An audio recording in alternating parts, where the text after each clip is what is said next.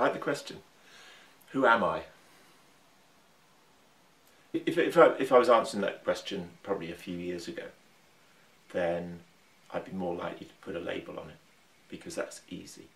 You know, a father, a brother, a lover, a partner, a worker, or something like that. These days, I'm trying to drop more and more of those labels and just be, because they feel like doing. For me, it's about more and more, it's about being, spirit moving through the physical form. And so the more I can spend time in being as opposed to doing, yeah, that feels good. You know, if I was to take that to another level, then what comes through as I'm sitting with that now is a real passion for life, you know, and also the frustration that we're doing so many bad things in this world, to the planet, to each other, the systems that we have, and so on and so forth. So if the work that I do enables me to make a shift or a dent, or even just penetrate some of that, then that will be enough. So if I've made a difference to one person through the listener or some of my other work, then that's enough. But the opportunity I have is to make a much bigger difference to a lot of people, because it is all about communication, it's about connections, it's about relationships with those that matter.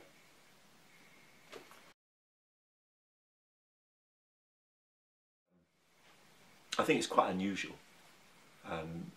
People say, so you know, you do your work, but who are you? You know, and actually, for me, they feel like the same.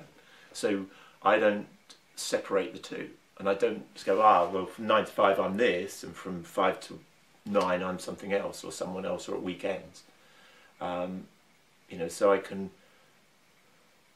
yeah, it's the same. So if I'm in conversation with you at a dinner, it would be like me meeting you for a coffee in business. I don't know what's going to come up. That's what's the fun of it. That's where the curiosity, the interest is. I don't know. But that keeps it alive.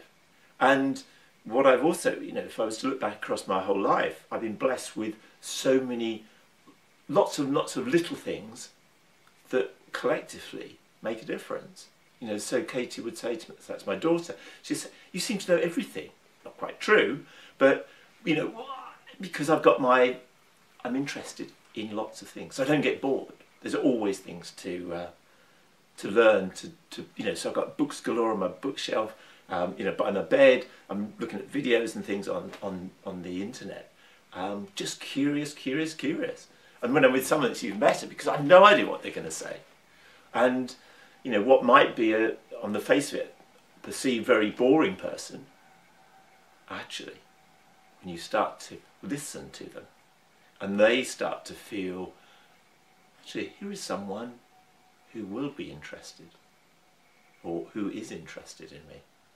And it's amazing what comes from it, because there's some real magic in people that we ignore because we're not interested.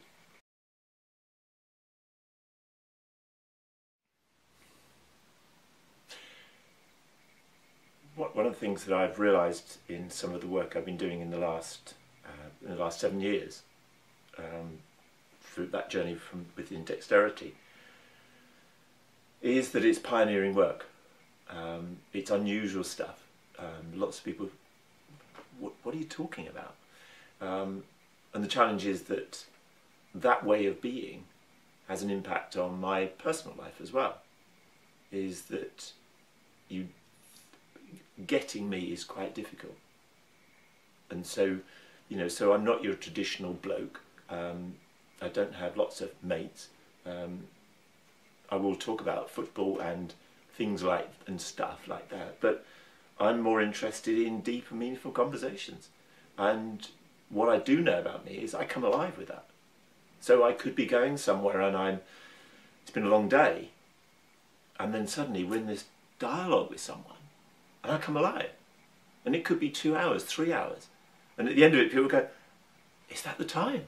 Where did the last 2 hours go? They've got, you know, it happens. You create this sort of bubble in a coffee shop, in a restaurant, and you might be just in the peripheral aware of, you know, people coming in and the ebb and flow of the restaurant or the coffee shop. But it doesn't distract because you're really present with that person, and they become part of it. And because it's so rare and unusual, for some it's a little bit scary.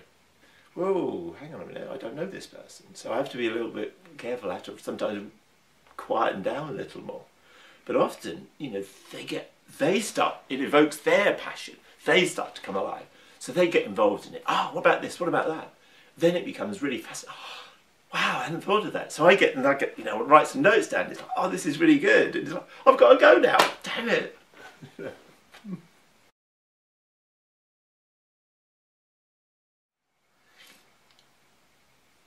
There's a piece for me which is the feeling I have is that I've been blessed with the knowledge and my personal gifts. I have to do something with them. It's, you know, I have a responsibility to do that, and you know, and that's what I'm seeking to do. And I remember it was quite some while back, and they said, okay, so if part of your gift is listening, say, what's the bigger impact? What's the bigger impact? And the bigger impact could be actually a reduction in the divorce rate. And you go, wow, I could impact that if people actually spent more time listening to each other. And you know, if I take that, I don't necessarily want to go into the whole listening piece at this moment, but the impact on children is profound. I want to see past the front of the person that I'm sitting with, because underneath, I genuinely believe fundamentally we're all the same. Well, in fact, I believe we're all one. But that's sort of like slightly deeper part of the conversation. But this piece about there's a fellow human being sitting in front of me, and I'm very comfortable with that, whoever they may be.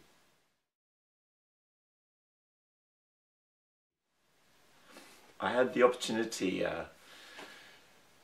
2 years ago to go to the Forgiveness Project, and on stage was a guy him and his friend had murdered 2 people. And the whole point of him being there wasn't to say how awful it was or how I'd been treated or how bad it was for me or anything like that. But he was just trying to share a perspective on what it might be like being a murderer in an environment where we're talking about forgiveness. And I wanted to meet him afterwards, because underneath all of that, he didn't try and blame it on what had happened, but I saw past that. He was a human being doing his best on his journey, and I wanted to spend time with him, to talk to him, not to belittle him, not to understand or anything, just to be present with him and have a conversation as an equal, because we're equal human beings.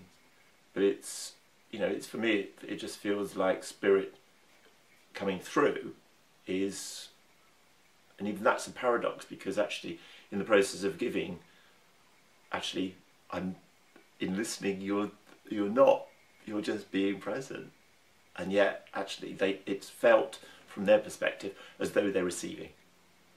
But actually, because they'd often say, you know, thank you so much, and you could easily go, well, actually I didn't do anything.